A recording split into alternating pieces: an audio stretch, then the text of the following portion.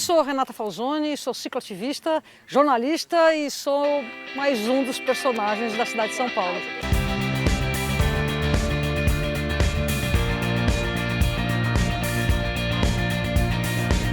O primeiro contato meu com a bicicleta foi uma bicicleta de 2 rodinhas que eu não conseguia pedalar. No dia que eu fiz 5 anos de idade, eu ganhei uma bicicleta sem rodinhas e eu passei a festa inteira tentando pedalar e não consegui. E no dia que eu fiz 5 anos de idade, um dia, no dia seguinte eu peguei a bicicleta e falei, não, é agora. E eu nunca vou esquecer o dia que eu decolei com a bicicleta como se fosse um tapete voador. Era no corredor de casa e nesse mesmo dia também aprendi a primeira lição, que você tem que saber frear e fazer curva, porque eu chapuletei no portão logo depois. E eu fiquei muito feliz quando eu decolei na bicicleta, eu nunca vou esquecer isso. E eu tinha 5 anos de idade, era uma Calóizinha azul muito lindinha, uma bicicleta que eu tenho, eu estou vendo ela aqui nesse momento. Muito cedo me tornei mecânica de bicicleta, por causa até da pouca atuação dos pais dos meus amigos, eles não arrumavam as bicicletas dos meus amigos, então por conta disso eu, além de amar as bicicletas desde mais tenra idade, eu comecei a manufaturar com elas mesmas, né? Consegui consertar, fazer tudo que era manutenção eu mesma para as bicicletas de toda a vizinhança.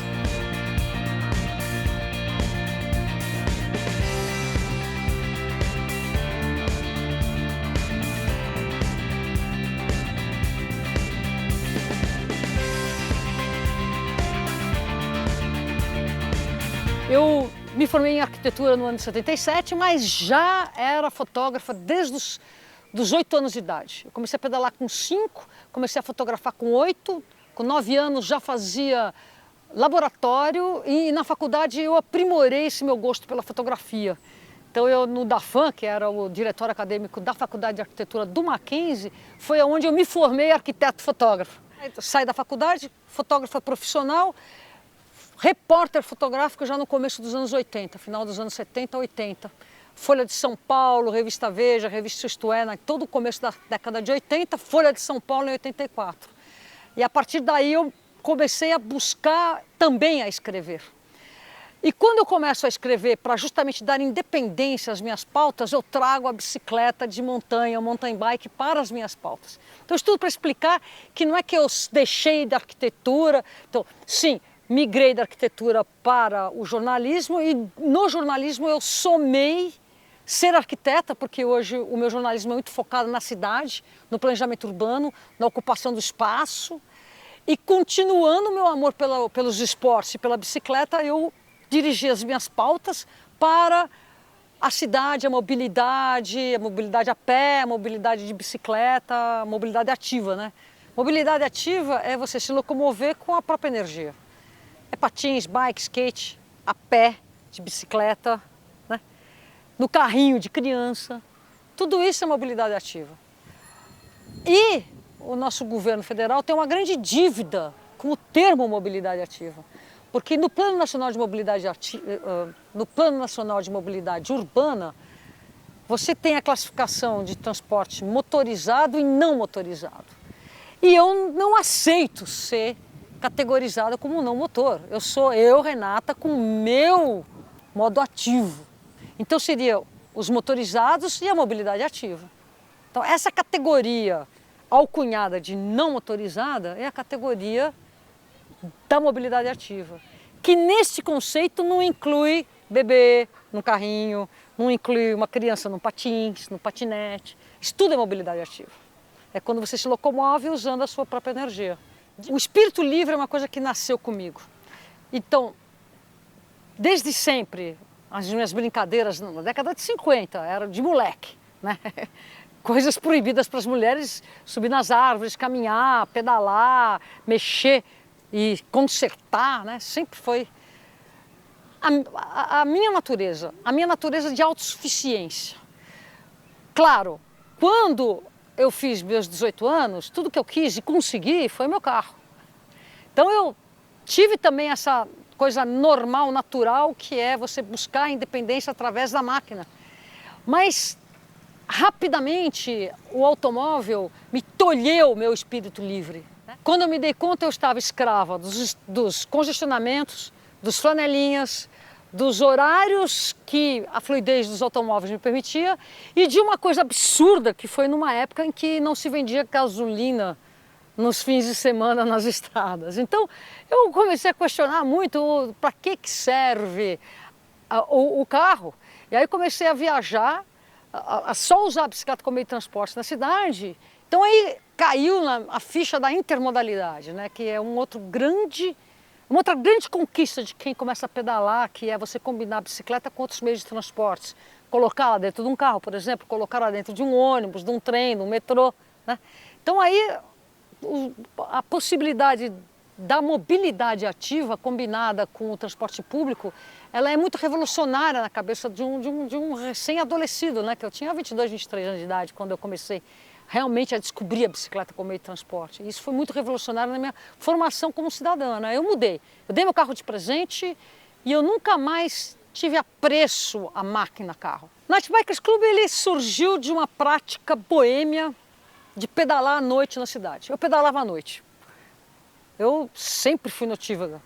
Hoje menos, né? A idade não deixa, mas eu sempre preferi produzir à noite, porque o telefone não toca, está mais silencioso, não tem nada que te distrai. Então eu sempre fui uma pessoa de hábitos noturnos também, e sempre dormi muito pouco. Muito pouco. Aí eu ia para a faculdade de bicicleta e não voltava. Não voltava para casa, ficava rodando até 4, 5 da manhã. E passei, inclusive, a passear à noite na cidade, ficar... Não é parado em algum lugar, rodando mesmo. Então eu passava a noite pedalando. Isso na década de 70. Quando eu me dei conta, na década de 80, quando eu já organizava eventos de bicicleta, eu já não pedalava mais sozinha. E foi daí que em 89 eu fundei o Night Bikers Club do Brasil, que foi nada mais do que organizar uma prática que virou mania a partir de então, que é pedalar em grupo na cidade de São Paulo. E o que é interessante é que as pessoas acham que eu trouxe isso de fora. Não, não. Isso é uma coisa que... Eu vou dizer que eu criei, mas nada mais foi do que natural de eu estar pedalando à noite, de repente já não estava mais sozinha, de repente já era um grupo de pessoas e de repente, que aconteceu exatamente o que eu gostaria que tivesse acontecido, que se espalhou.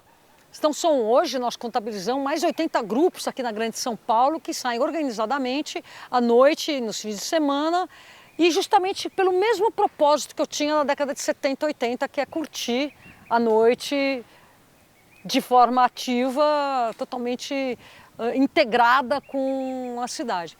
Uma grande surpresa que foi quando teve uma pesquisa dos grupos de ciclistas é que 45% deles usam a bicicleta como meio de transporte hoje. 45% dos frequentadores de clubes e de grupos que pedalam de noite e aos fins de semana também usam a bicicleta como meio de transporte. Quer dizer, foi um gol maravilhoso, né? Em 89, quando eu criei, ninguém, era só lazer, e hoje 45% das pessoas dizem que usam como meio de transporte.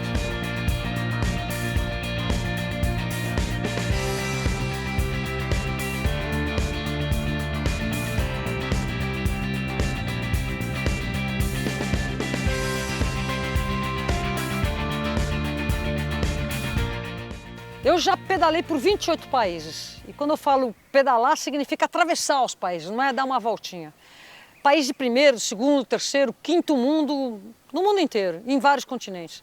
E é interessante porque você entende uma cultura só pela maneira como as pessoas se tratam nas ruas. Se elas são respeitosas umas às outras, se elas se atropelam, se elas se agridem, se elas são gentis, isso tudo reflete. É interessante, por exemplo, Cuba. Cuba é um país de quinto mundo. Tem uma boa educação, tem uma boa relação entre as pessoas, mas é um país em que se respeita muito entre cidadãos. Então você pedalar em Cuba, você não vai ser atropelado. Você não tem ciclovia, você não tem estrutura cicloviária, você não tem quase bicicletarias e você não vai ser atropelado. Por quê? Porque o cubano se trata bem entre si. Aí você vai, por exemplo, para a Alemanha é um país que cabe 23 vezes dentro do Brasil. E a Alemanha tem 70 mil quilômetros de ciclovias, só para você ter uma ideia. 58 mil quilômetros é o número de estradas federais que o Brasil tem. A Alemanha, que cabe 23 vezes dentro do Brasil, tem 70 mil quilômetros de ciclovias. Então é um país muito bom para se pedalar. O Brasil, que é um país de um povo maravilhoso, é um dos piores países que eu já pedalei. São Paulo é a melhor grande cidade do Brasil para se pedalar, mesmo, não digo agora, quando não tinha estrutura. Porque São Paulo é uma cidade que tem hábitos de quem viaja para fora e entende. Então você, dentro daquele centro expandido da cidade, eu não estou dizendo a periferia, a esmagadora maioria do motorista paulistano quer e está motivado a respeitar. O bullying é de uma minoria. E isso ficou muito presente no dia que começou a fazer valer o respeito aos pedestres na faixa de pedestre. A partir desse dia, os motoristas se sentiram, os bons motoristas se sentiram no direito e no dever de respeitar explicitamente pedestres, ciclistas, tudo. Quer dizer, melhorou muito a cidade de São Paulo para o trânsito compartilhado. Um dos piores países do mundo para se pedalar, África do Sul, Bolívia, Brasil, né? Aí você vai para o Peru, que era um país que não era muito bom, está ficando excelente. Chile sempre foi interessante, está maravilhoso. Argentina, que tem milhões de problemas, está sendo maravilhoso. Sempre eles respeitaram muito os pedestres, os ciclistas. Uruguai é um paraíso. Por que o Brasil não pode, né? Quando o novo Código de Trânsito Brasileiro foi apresentado em 97, existia uma resistência muito grande da sociedade civil, como sempre, porque é um código que propõe responsabilidade por aquele que está atrás do volante. Começaram a sair na imprensa muitas matérias questionando o novo Código de Trânsito Brasileiro. E nós ciclistas olhamos aquilo e nós percebemos, puxa vida, mas ele é bom. Então nós fizemos uma campanha nacional no sentido de atrair a mídia da importância da imediata execução desse código. Então nós éramos um grupo de ciclistas que, quando chegou em Brasília, éramos muitos. Nós saímos de Paraty, que é para sair do Rio de Janeiro, cruzamos São Paulo, Cunha, tudo, cruzamos o estado de Minas Gerais, Belo Horizonte, Goiânia, passamos por Goiânia e entramos no Distrito Federal, uma campanha de 17 dias de pedal na estrada e fazendo um auê muito grande na mídia, e fomos recebidos pelo presidente, que na época era o Fernando Henrique. E lá nós fizemos todo um auê no sentido assim de propor uma imediata execução do código. No mesmo ano, 98, nós tivemos uma redução de 70 para 40 mil mortos em acidentes de trânsito no Brasil. Quer dizer, se deu certo, morreram 40 mil. Então, para dar certo, vai ser o dia que zerar, né? Que nenhuma morte é aceitável. Depois aumentou de novo para 50 mil, nós tivemos uma redução boa, depois retomou, também tem a ver com crescimento econômico e tudo mais, relaxamento, que é que o brasileiro entende que se ele não for ser multado, não for ser preso, ele meio que está anistiado dos seus deveres como cidadão. Mas nós estamos na década da ONU de redução de níveis de acidentes. E o Brasil é consignatário, não está dando muita bola para o fato, mas nós estamos conseguindo reduzir os números.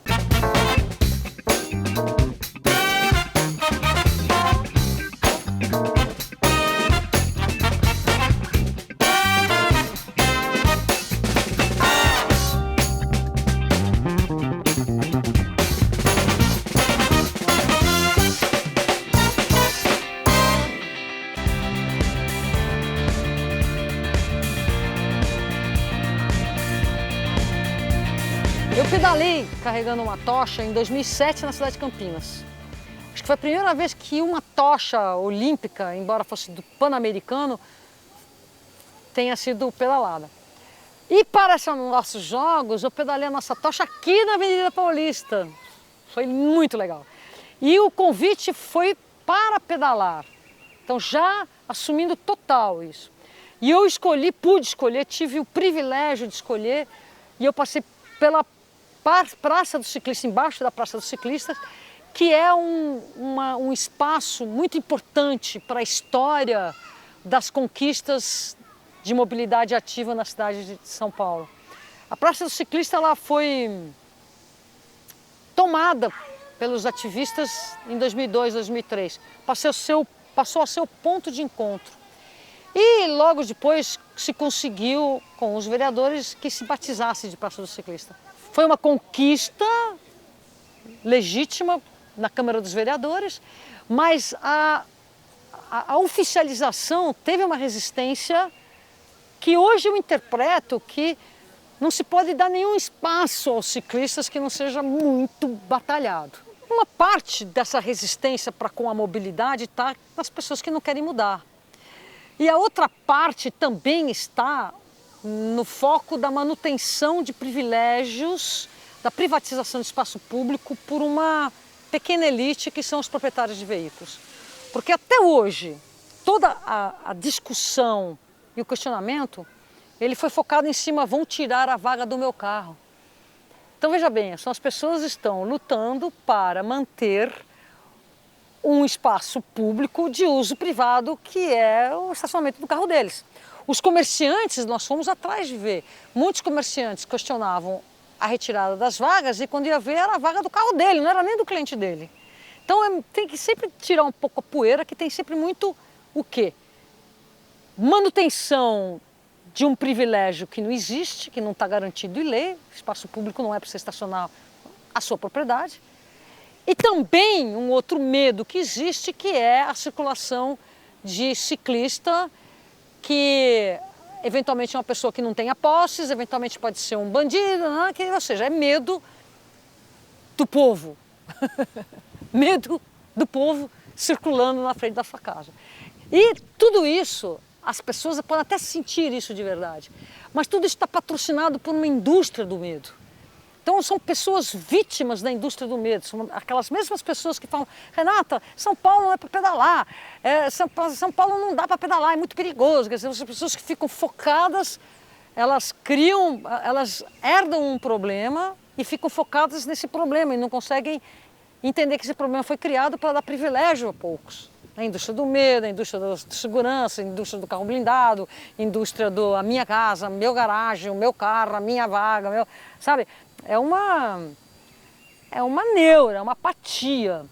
Mas tem uma luz no fim do túnel, sintomática. Por exemplo, no ano passado nós tivemos 50% a menos de emissões de CNH, né, que é de carta de motorista. Quem é que procura ter carta de motorista? É quem tem dinheiro para comprar carro. Diminuiu o número de pessoas com dinheiro para comprar o carro? Não, não. Quem tem dinheiro para comprar carro não quer mais comprar carro. Isso é muito sintomático. Então eu estou falando de molecada que tem 18, 20 anos agora que não quer carro, que não quer ter o privilégio de ficar no trânsito, o privilégio de ficar doente, o privilégio, né?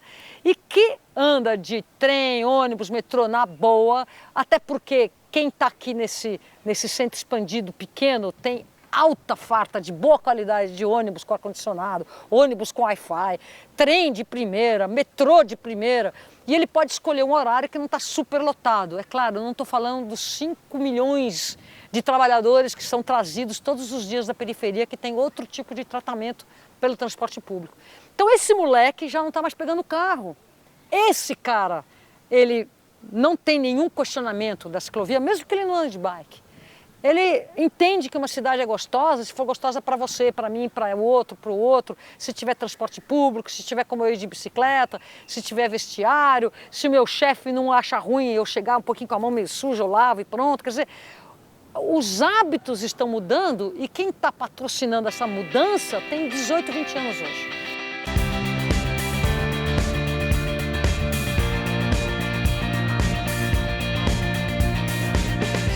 O melhor lugar do mundo para se pedalar é aquele que está pedalando aqui e agora, né? Então, por exemplo, hoje o melhor lugar do mundo para pedalar é no Parque do Ibirapuera.